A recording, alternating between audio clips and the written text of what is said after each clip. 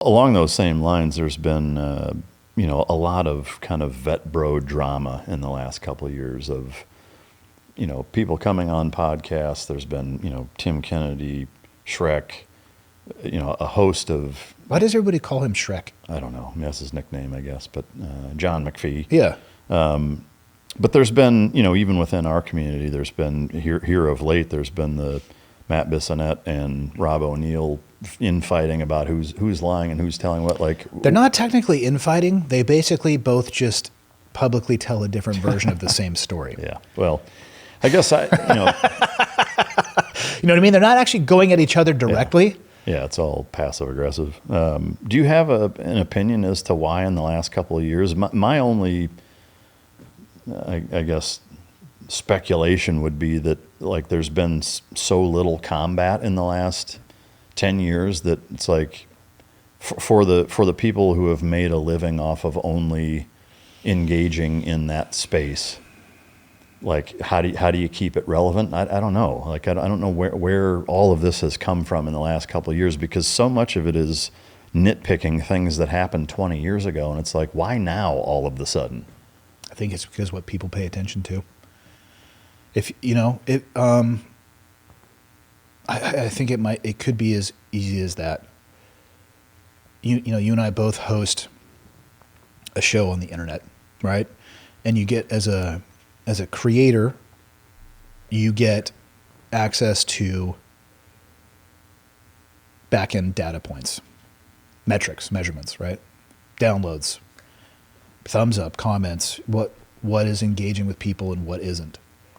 I think that it is easy if what matters the most to you is engagement, that you chase the things that are providing the most of that for you. And I am not saying that anybody is doing that. I'm just looking at this and trying to answer your question, why has there been more?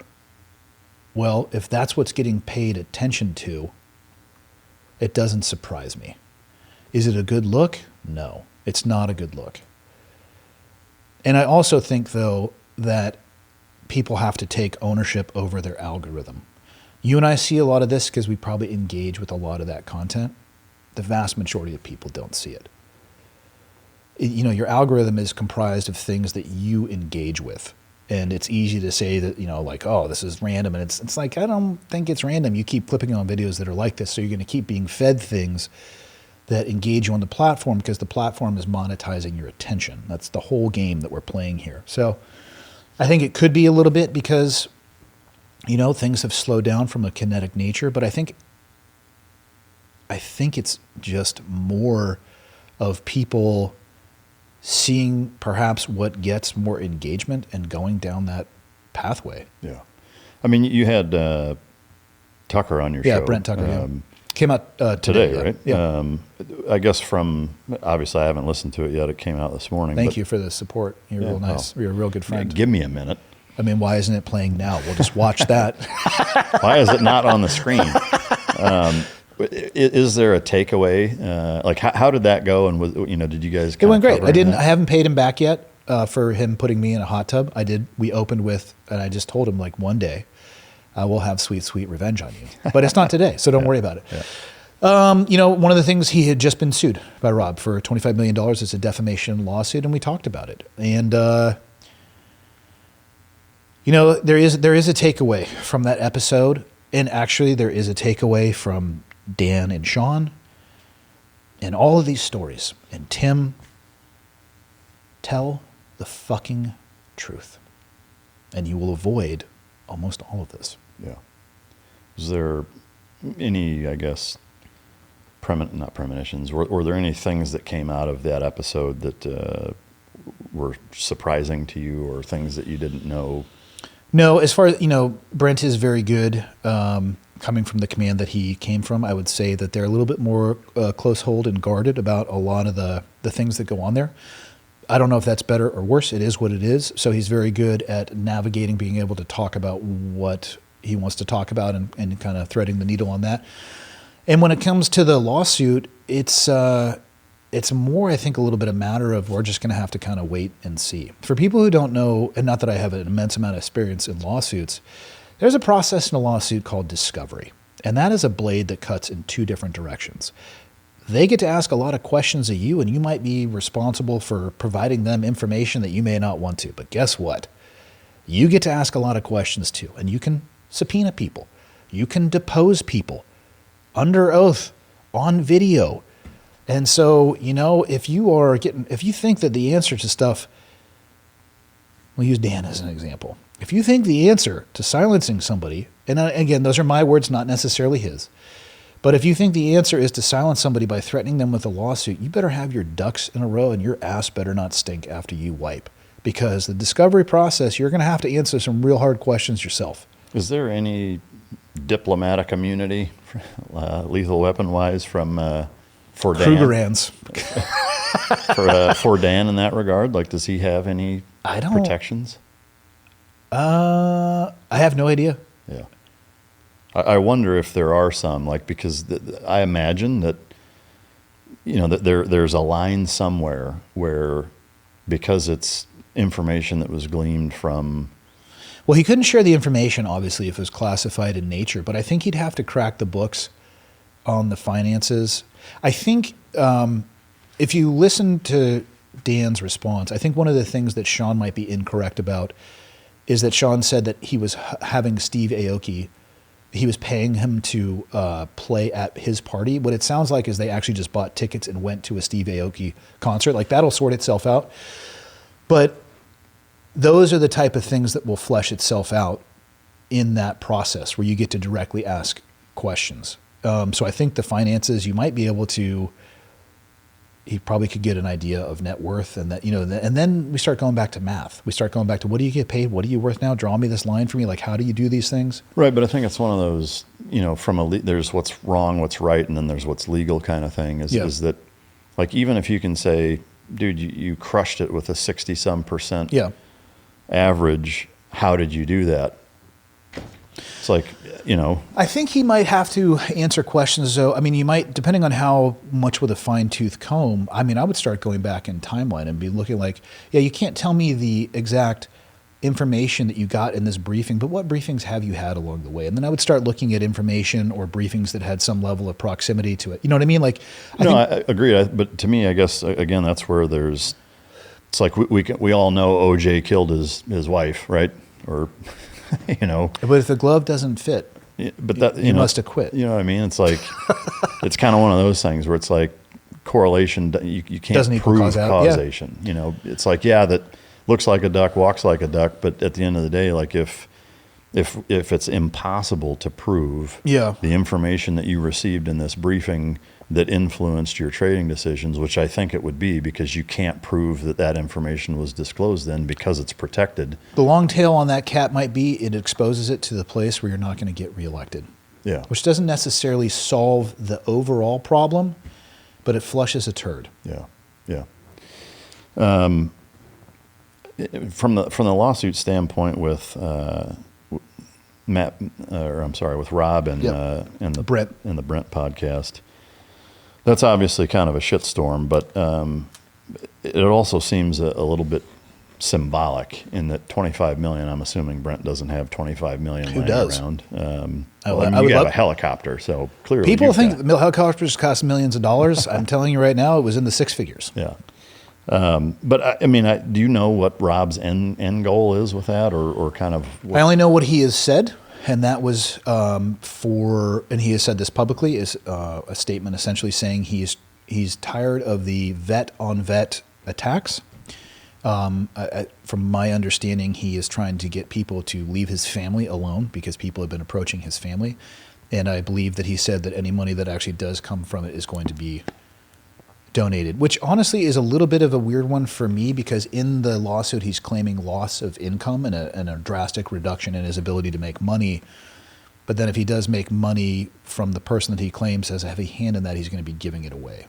Yeah. So that one to me was a little bit weird, but yeah, maybe it's just a kind of a line in the sand of saying I'm not going to take any financial gain, even if it's because I can understand the optics of that. Yeah. By not doing it, it makes it look. I don't think there is any benefit to. I hate the term vet bro, actually, because I don't really know what it means. Like, are you and I vet bros? I think so. Well, what does it mean? Well, first we got to get some T-shirts made up. What type? Well, that's for a behind-the-scenes conversation. Okay, that's more Patreon content, understood. No, I mean, to me, It seems to be a pejorative term. yeah. I mean, to me, it's just guys who are veterans who are in the space of being public figures in that way. So is it positive or negative? I think it can be either. Who decides? The public. Interesting. Because what I have seen more than anything are veterans calling other veterans vet bros pejoratively. Yeah. Which, again, outside of the vernacular, and I said this on the episode with Brent, and I'll say it again, I can't think of anything, well, I mean, I can think of things I care less about, but there are a few that I care less about than who killed Osama bin Laden. I'm sorry, I don't care. I'm glad that it happened. I don't care how many people shot him. I don't care how many times he was shot. I'm glad the dude's dead. When it comes to two different people telling a different version of the same story, and then I'll layer on top of that some of the episodes that came out around Shrek, the things that have come out around Tim. My concern in all of that, each of those people, can do what they want to with their experiences. Choices have consequences. Actions have consequences. If you're on the wrong side of the truth, it's going to catch up with you, especially in a world where the internet lives forever. That will sort itself out. But what I keep getting confronted with is a question from non-veterans, and it is increasing in volume and velocity. And that question is, how do I know who to trust? And I don't have a great answer for them. And all of this stuff that is happening online is directly eroding the trust and integrity of the veteran community. And I don't think that's a good thing. I agree, and that leads me to ask, guys like you and I, or I'll just ask you specifically, I guess, do you feel a level of, or if you do, what level of scrutiny do you think falls on our shoulders to vet guys and their stories? Is there none, or is there some? Is there some in between? Man, that's tough, especially when you start talking about guests outside of the veteran world. Because I love talking with people who have no military background, and I don't know enough about almost every subject on earth to know whether or not in the moment somebody is snowballing me. I guess specifically in the veteran space of having guys that, particularly in the special operations community, do you feel any sense of obligation?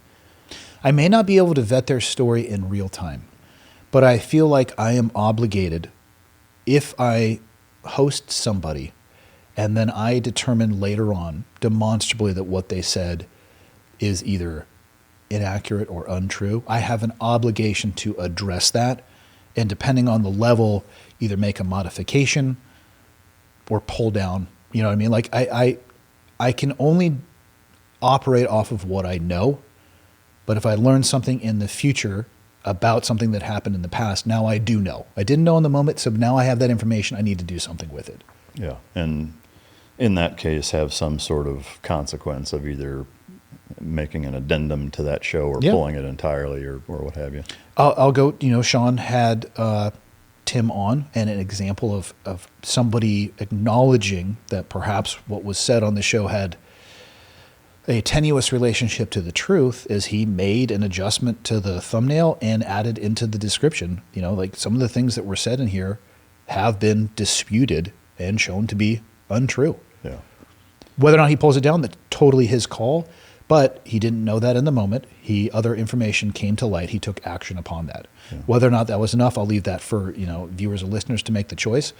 But I mean, how could you and I, even because we're veterans, how could we vet every single person's story? No, because I mean, we've both had guys on our show who have been accused of stretching the truth or embellishing or what have you. And similarly, it's like, well, I wasn't there. I mean, whether you take the bin Laden raid, I mean, we both know people who were there, who we trust what they say, and they may have differing perspectives as to what happened.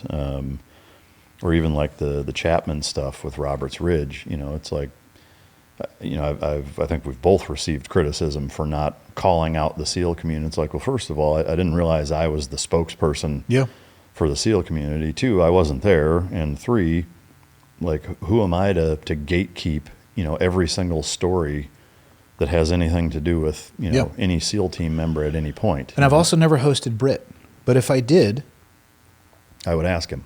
yeah, I don't know if he would enjoy my line of questioning. Yeah. And for me, I have had the indication a few times in conversations, it actually hasn't been with vets, that somebody is snowballing me a little bit. And what I do is I ask more questions and I get them to talk more. And that's how I have been able to, I've never had an episode where I've had to take down or one where I haven't aired, but let people talk and ask them the questions and give them that rope. I think that's the best that I can do. Yeah. I will never host somebody that I know to be a demonstrable liar. Like, that's not going to happen. And I'll do the best that I can. And I will, once I have new information, I will take action on that. As an example, people kept hitting me up about Tim. And I finally, on a Friday episode, addressed them. Like, listen, this is the information that I was operating up to this point. I didn't read the book. I look back and he was selective in the stories that he would tell around me or my wife. But now I have had so many different people, civilians, reaching out. What about this story, that story? I'm like, what? Hold on a second. Tell me that story again. And then bouncing those off of people that were there or who would know. I'm like, now I know. And this is what I think. Yeah. And I think that he lied. Yeah. And I don't think it was accidental. I mean, I don't know what else you want me to do. Do you want me to go on an anti-Tim campaign? Guess what? There's already people doing that. Yeah. Yeah.